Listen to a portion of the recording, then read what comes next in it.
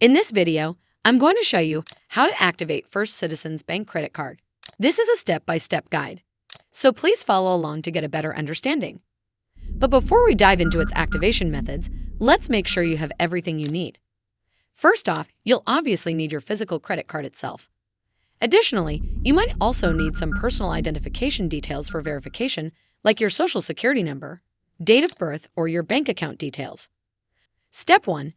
You'll need to head over to this webpage. And once you're on this page, you need to scroll down to this section. Over here, you'll find an activation phone number. Give this number a call, and you'll be guided through an automated system that will ask you for your card number and some personal verification details to complete the activation process. In some cases, you might be connected to a customer service representative if the automated system can't complete the activation. Well, that's how you activate your First Citizens Bank credit card. I hope you found this video helpful. And if you did, make sure you give this video a super thanks by clicking on the heart icon to help support the channel, and don't forget to hit the subscribe button. We'll see you in the next one.